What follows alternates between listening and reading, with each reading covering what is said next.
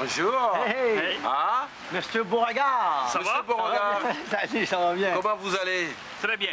Merci, merci beaucoup. Hey, regarde la talle de tomates de toutes les couleurs. Regarde ça.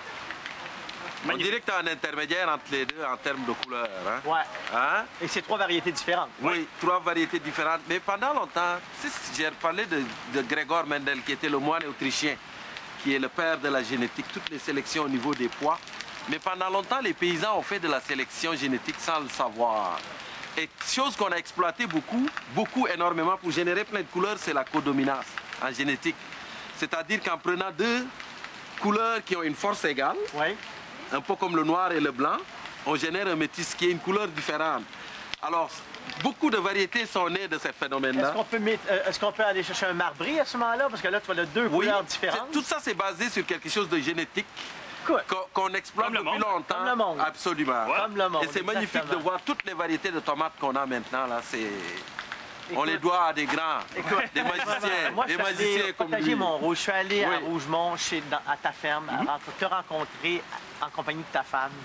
Et j'ai eu un coup de cœur gigantesque, mon gars. Et puis là, j'en dis pas plus. Oui. On s'en va dans les champs. On va aller voir. Venez-vous-en, parce qu'on a notre super télévision dans ton... Écoutez, juste venir ici, c'est un bonheur, mais imaginez dans les champs. Alors, on va aller voir le résultat de ces passionnés des tomates. Allons. On part.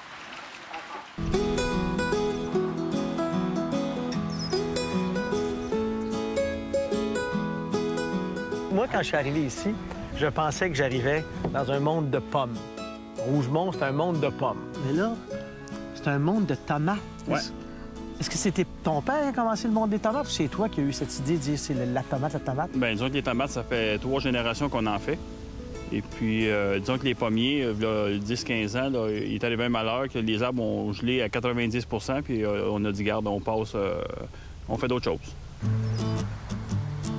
Fait qu'on a changé carrément la vocation de la ferme, puis on s'en allait en légumes, de A à Z. Puis la tomate a pris 50 des superficies. Puis l'autre 50? Bon, c'est des légumes, là, fraises, maïs. Les courges ont embarqué graduellement, puis c'est rendu un très gros volume, ça aussi. Mais il reste que les tomates et le marché, ça va très bien ensemble.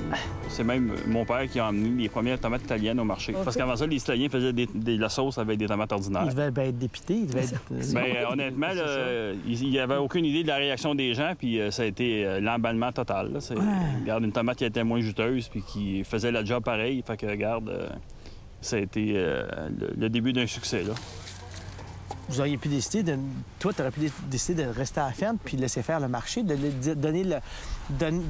déléguer, autrement dit, mais t'aimes ça, être au marché quand même. Oh oui, ça me manque, là, parce qu'on ne fait pas de marché à l'année. On a décidé de faire le marché juste août, septembre, octobre. Oui.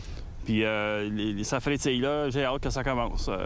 Parce que je sais que les clients, là, ils ont hâte que j'arrive avec mes produits, là, puis c'est ça qui me donne l'énergie pour revenir puis à tous les jours. Puis quand il s'en va, toi, c'est toi qui restes sur la terre. Ah oui. Là, puis c'est pas la période relax. Non. T'as assumé des rôles, tous les rôles. Tous les rôles, c'est ça. Dans le fond, c'est mon plus gros client, fait que je dois... c'est le cas de dire. Je fournis les besoins qu'il y a pour le marché, parce que c'est lui qui a le pouls du marché, savoir si c'est plus une variété qui marche que l'autre, puis fournir les quantités aussi. Fait que c'est sûr que j'ai une bonne équipe derrière moi qui m'appuie, parce que ça se fait pas tout seul. Il faut le faire ensemble. C'est sûr que, bon, il faut aimer ça, faire ça en partant. Mais on parle d'une 50aine d'employés qui sont autour de moi. Ah, quand même, hein? Oui. Vous en avez combien de variétés? Bon, on a 42 variétés. 42. Tomate noire, la zèbre verte, ananas ou soleil. Avec des veines rouges dedans. Ça, c'est tomate piment. Tomate, bien, c'est tellement comme un poivron. Ouais. C'est incroyable. L'intérieur est vide. On la vend surtout pour farcer, parce que là, si on la Comme un poivron, ouais, parce que c'est presque vide en dedans. Voyons, dans mon moment. Ça devient un compétiteur du poivron. Écoute. Regardez ça. T'as pas à forcer pour la nettoyer, c'est facilement nettoyable. Ah! Tomate poivron. Ouais. Puis au goût? Faut vérifier. Bon. Qu'est-ce que je vais faire? On va y goûter. Ça finit là. Autre chose complètement. C'est ça. Une tomate plus sec. Plus sèche, c'est ça. C'est ça. Tu l'as vraiment pour l'enveloppe. C'est vrai, quand tu farcis, c'est fantastique. Tu sais, au lieu d'avoir à toujours travailler puis à forcer pour essayer de vider.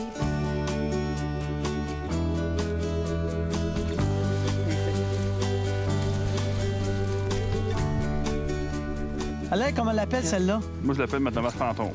C'est un petit peu apparenté à ma tomate soleil ou ananas, là, mais les couleurs sont différentes. Et ça, cette couleur-là, elle est mûre, le rouge. Oui. On ne peut pas s'attendre à ce le que ce soit. vert aussi, là, regarde comment c'est beau à Ça fait l'intérieur. penser en Espagne, il y a ça. Des tomates comme ça qui sont vertes et rouges. Oh! Puis c'est tout de même plus juteux, ces tomates-là. Il ne faut pas se le cacher, là, mais c'est ça que... Hey, sucré.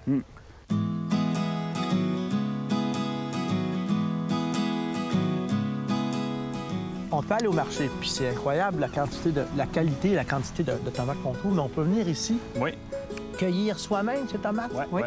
Les gens, là, on arrive en auto, là, puis on arrive, comme les pommes, mais des tomates. Des tomates. On vous fournit des paniers, puis allez.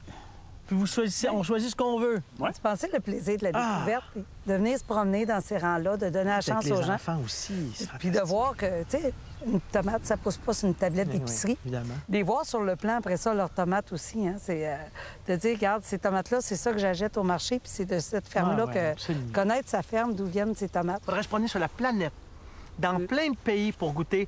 Celle-ci vient de... Ça coûterait des milliers de dollars de billets d'avion.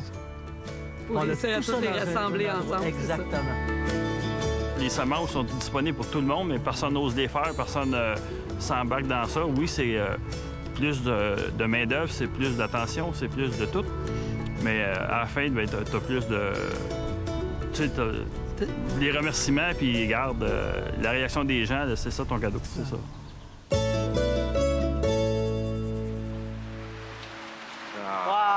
Voilà. Ah, que c'est magnifique.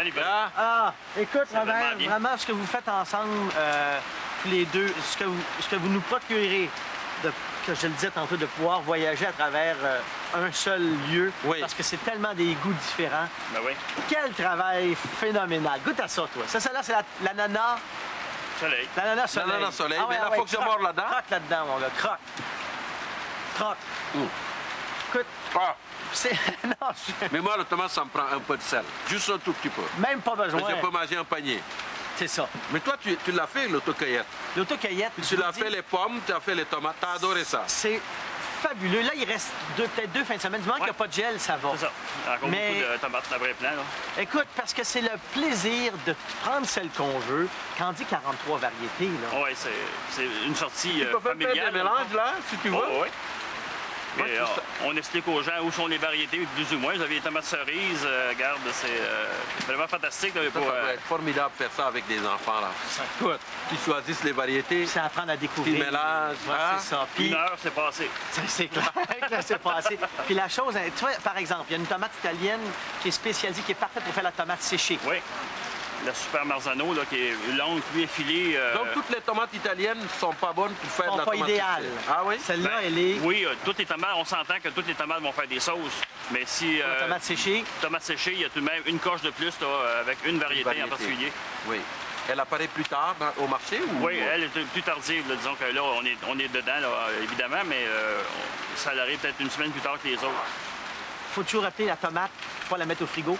Jamais. Hein? Et l'autre chose que tu m'as appris l'autre jour, c'est de la laver parce qu'il y a de la terre dessus. Non, il dit, il y a de la terre dessus. Je dis oui. J'espère qu'il y a de la terre dessus. Mais ça la protège aussi, la tomate. C'est une pellicule qui s'est formée au cours de la saison qui donne en fait sa protection. Donc, faut pas la nettoyer complètement. Tu accélères la dégradation. Idéalement, je la nettoierais juste avant l'utilisation. C'est vraiment la meilleure façon de la conserver. Voilà. Oui. Alors, c'est une merveille. C'est à Rougemont. Hein? Si vous ne pouvez pas, c'est ici combien de tomates? Combien de tonnes de tomates par semaine partent d'ici? Bien, dans la grosse saison, c'est entre 100 et 150 tonnes de tomates. Au total? Par semaine. Par semaine? Oui. Oh! D'ici, là? Oh, oui, d'ici, là. Que du marché, parce que tes tomates ne se trouvent pas ailleurs que sur les champs et ici. Voilà. Ouais. Mais oui, c'est des grosses saisons, puis plus que ça va, plus qu'on est connu, c'est un enchaînement qui est vraiment bien, là, puis les gens adorent. Robert, vous êtes formidable. Ouais. Est-ce que tu rougis quand on te fait un compliment? Ah oui? OK, toujours, t'es juste parti. OK, pour le plaisir, donne-moi des noms de tomates. Vas-y, des variétés. Des jaunes, des noirs, des zébrés, des poires, des jaunes, des vertes, des noires. Mais il y a des noms quand même là, les noms. Oh oui, il y a Stripe German, Stripe Cavern. On a... Écoute, ça n'a pas de bon sens. C'est sans fin. Il y a l'italienne blanche, la tomatillo, parce que j'ai vu tout à l'heure. Et donc, vous savez, on pourrait être en Chine, on pourrait être en Thaïlande, on pourrait être partout. Ici,